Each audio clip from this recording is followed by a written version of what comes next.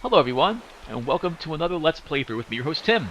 And today, over the next few days, we will be playing through Thief 2X, Shadows of the Metal Age. What is this? This is a expansion. I want to say the unofficial expansion for Thief 2. Now, to my knowledge, there's no official expansion, but this was not made by that company, but rather through the hard work, sweat, and blood of the modders, developers, map makers, coders. It's got voice acting, graphical updates, everything you possibly want from the good fans of Thief 2. This is free. You can just download it from, I think ModDB has it. And again, it is, from my recollection, incredible. We have a new heroine.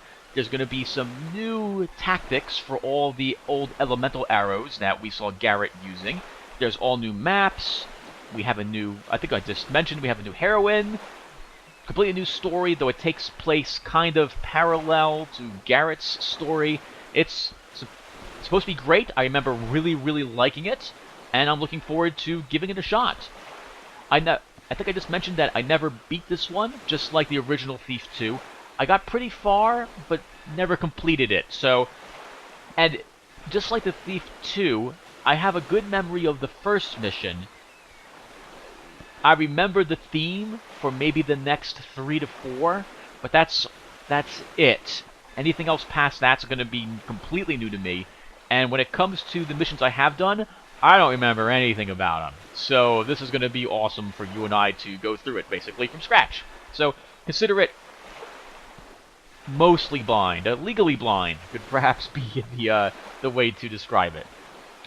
What else is there? Oh yes, I'm doing this Let's Play rather than some different games because I want a game where I'm not going to do a whole lot of talking in. If you're familiar with my previous Thief series, I did not do very much talking in it. This will be similar to that. I might interrupt the game in order to make a correction into something or say something that I've just noticed, but for the most part this is going to be silent. More so because our heroine here is she's a girl, not a guy. So I'm going to feel really out of place when my voice goes in. I also don't know when the game will interrupt with her saying stuff, so I really don't want to be caught talking while I'm walking around. I will read all the text we find on screen, because I like doing that sort of stuff, and I think that about covers it. Oh, if we die, it'll work just like the previous Thief that I did, in that I'll still play through the rest of the game up until the part I died.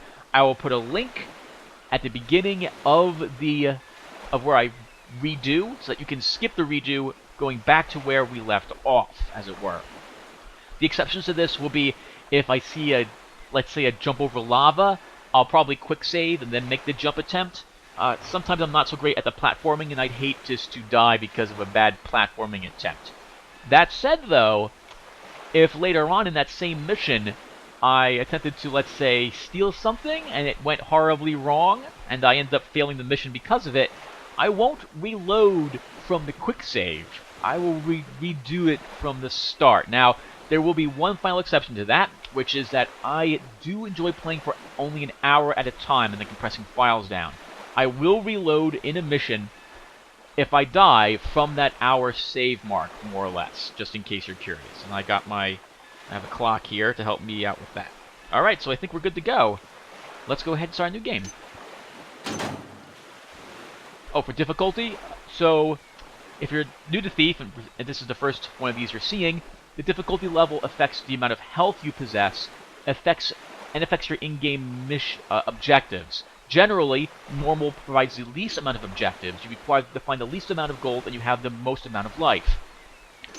Hard, and I'm basing this solely on the old Thief series, hard generally always made you walk out of the mission once you completed it. So, for example, in normal, you might have to go in and, if you remember the first Thief, steal a certain scepter from a certain person. Well, hard, and then the mission would end right there. Hard makes you actually walk out in addition to that. You have to sneak your way back out.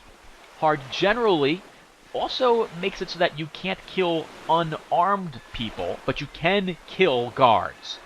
Expert, usually, you couldn't kill anyone. Alright, I think that's about it. So I'm a fan of hard here. We're going to go ahead and select that difficulty. Normally, I'm a big fan of average, but that won't be the case here. Alright, let's go ahead and start the game.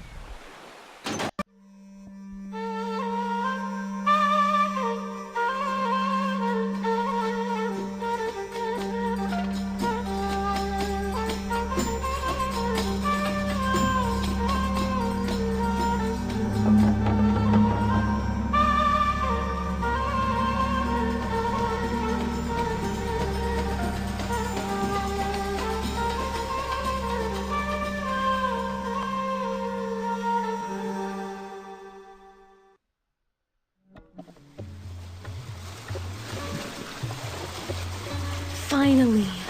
This day has finally arrived, and I'll get to set sail on my own, with my own ship. I've fought for this opportunity for so long, and now I can barely believe this day is here. I feel like a little child, filled with uncontrollable excitement. It'll be a long journey, and I'll miss my family, I know. But I've got to do this. I have to prove my worth, not just to my family, but to myself. I'll be shipping some goods to a large city for trade. I've never been there before, but it's rumored to be full of opportunity and wealth. At least I won't have to be there alone. My cousin, Kadar, has been trading in the city for a while, and I have some cargo for him. We used to play together when we were kids. I haven't seen him in so long, but he wants me to visit his new shop. I've missed Kadar. I look forward to this challenge, and I know that whatever may lay ahead, Linjala will watch over me, and I'll enjoy every minute of my adventure, even with the dangerous waters and approaching storms.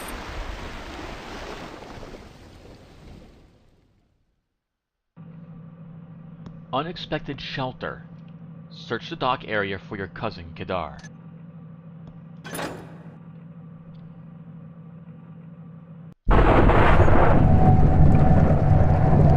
Don't you worry about a thing, little missy.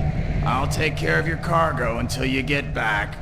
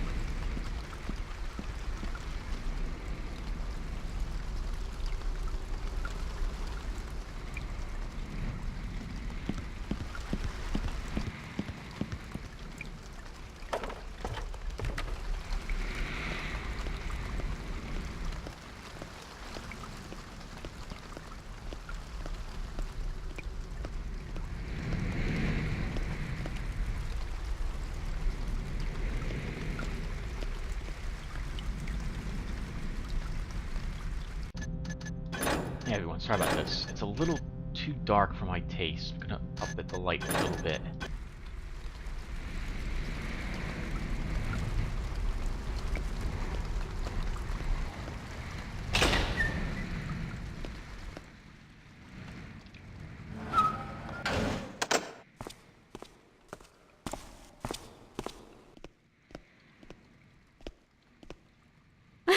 Kadar! There you are! Hey, I was just on my way down to the docks. You're early. I've missed you. It just isn't the same at home. I've missed you too, Sayer. I just go by Zaya now. I'm not a kid anymore.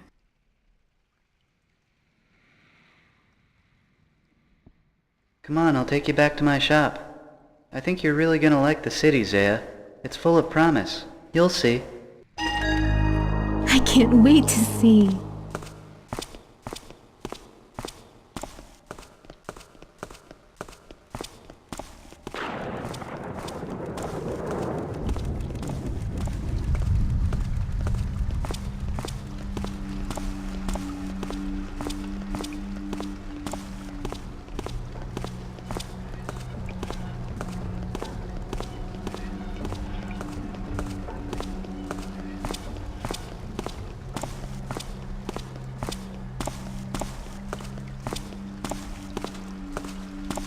Stay close to me. It's pouring out here.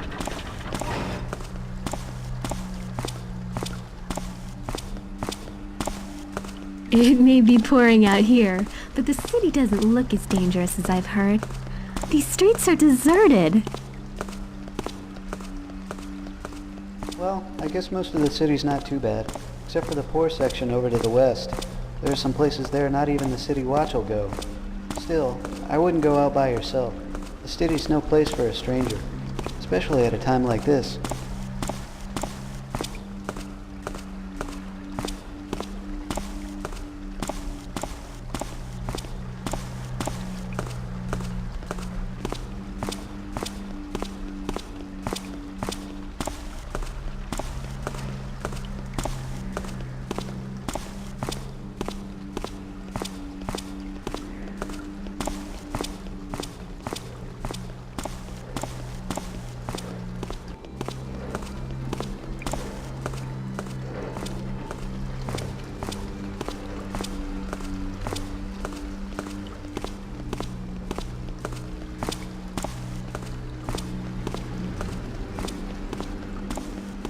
You're gonna have to tell me all about your trip when we get back, Saya.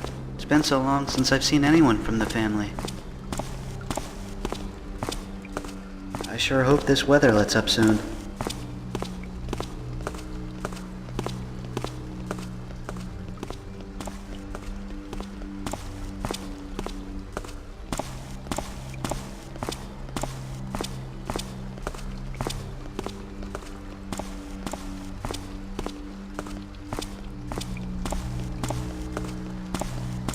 Don't worry, the shop's not too far from here.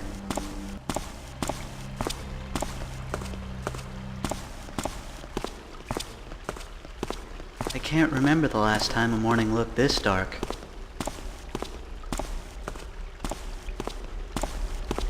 You know, just a couple streets over to the west of where we are right now, I had a friend tell me he saw a ghost. Really? Would you believe it? Some of the old buildings over there are supposed to be haunted.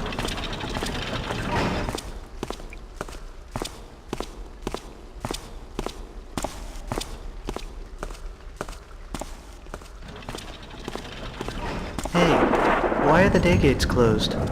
What's going on here? Hey guys, what do you like? Well, here's an arrow for you.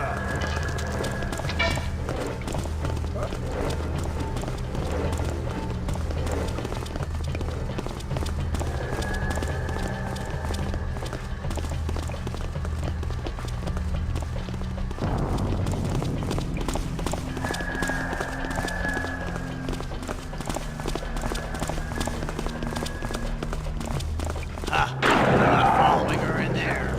She's as good as dead anyway. You won't get away. Give up now. We've got your shit. Hey, watch out. I saw a thief down here earlier.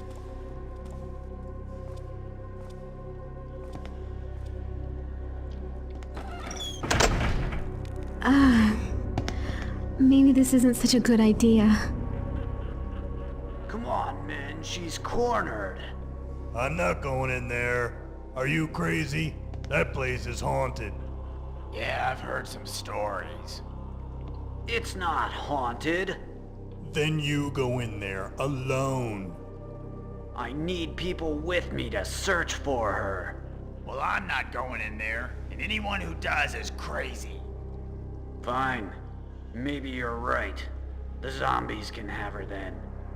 We'll just hang outside here to make sure she doesn't come back. I'll make certain she doesn't leave from the windows.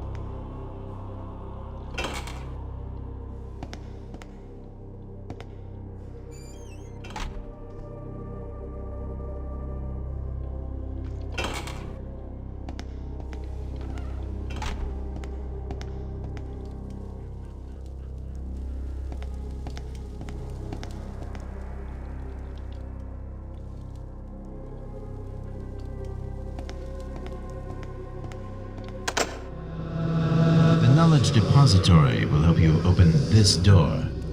Search well.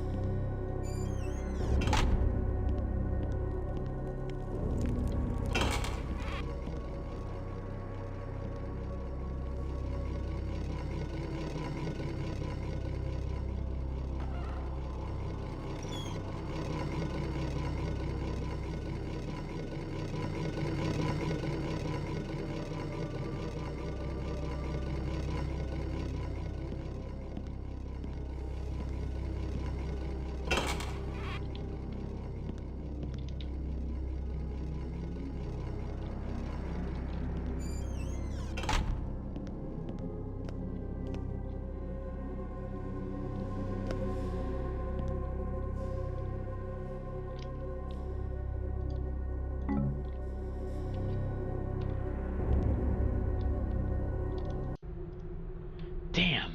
I can't get out of this place. I can't understand how this door can be closed so fast by the wind while I barely opened it in half an hour.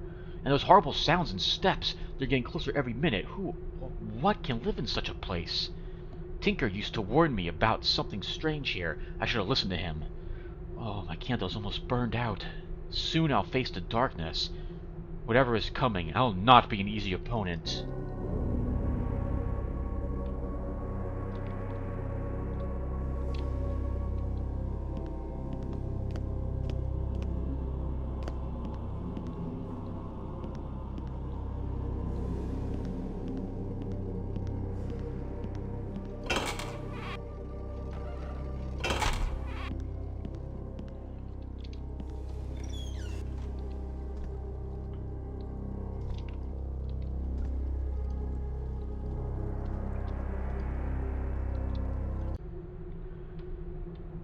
Second, the third month. Dear Diary. Nothing exciting happened today. I had my lessons from Nanny, which left me longing for a more interesting education. I learned a little bit more about the history of the city the city. It's quite old, and a city upon a city upon a city no less. And its inhabitants. Still, I would trade this pampered humdrum life for even one adventure.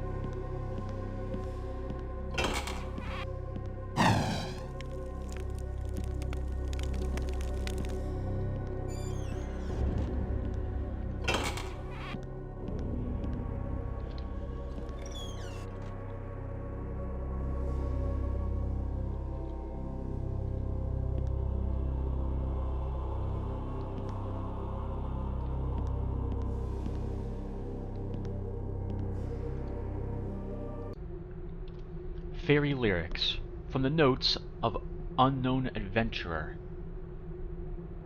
Shay that pinches curtney wenches, if they rub not clean their benches, and with sharper nails remembers, when they rake not up their embers.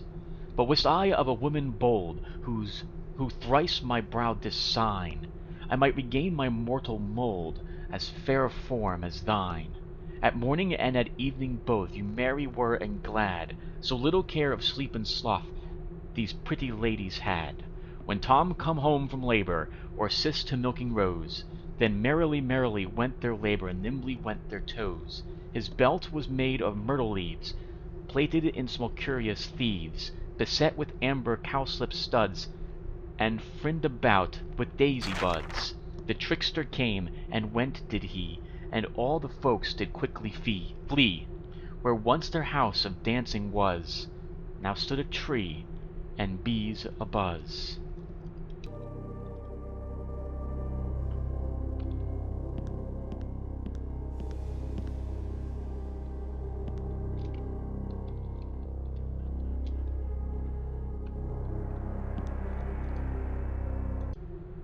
Notes of Adventurer by Anonymous, Book 2. Of course, it was absolutely the most terribly written piece of filth I've ever had the displeasure to lay my eyes upon. Metal horses that can move on the ground, creatures made by man which can lift things and cavort as though they are alive. Preposterous! It's no wonder that Sir Browin's fanciful writings are scoffed at by educated scholars, such as myself.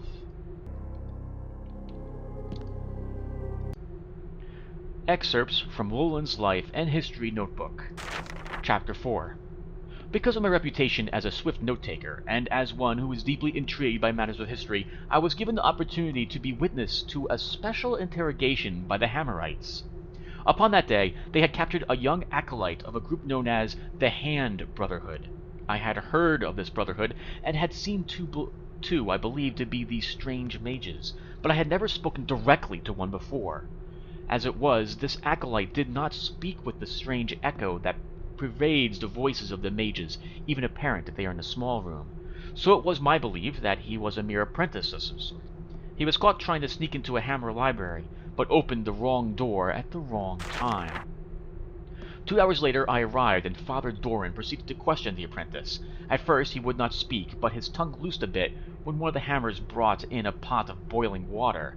The mere sight sent him into fits, but he soon calmed himself, and revealed his allegiance to the Hand Brotherhood. His eyes were dark, as was his hair, and though youthful, he held a permanent scowl as he glared at the Hammerites and myself. He revealed that he went to the library of his own accord, that he might acquire a few books and return, thereby impressing his teachers. Both Father Doran and myself doubted this claim. Little as we knew of the Brotherhood, we were certain they would be unimpressed with petty thievery. Soon the head Hammerite interrogator came into the room with what can only be described as instruments of torture. At first he poked and prodded the young mage, who still refused to speak. Then, and I had to look away at this, greater measures were taken. I watched Father Doran, who did flinch more than once. He even closed his eyes for a few moments, his expression pained. Finally the boy spoke the truth. He was cast out from the Brotherhood for attempting to gain forbidden knowledge, and he hoped he might find that knowledge in the Hammerite library to use against his former teachers. Sad thing, that. I left before I found out his name, but he was sentenced to jail for a while, and then was to be turned over to the mages. I do not know if this ever occurred. Chapter 2. As it stands, it is entirely possible that the modern-day mages descended from those precursors, but I have no proof of this. The precursor artifacts that I have seen point to a society far too different to be the ancestor of what was now the Hand Brotherhood. Not only that, but the mages come from far beyond the East Shore. My attempts to speak with a member of the Brotherhood have been thwarted at every turn.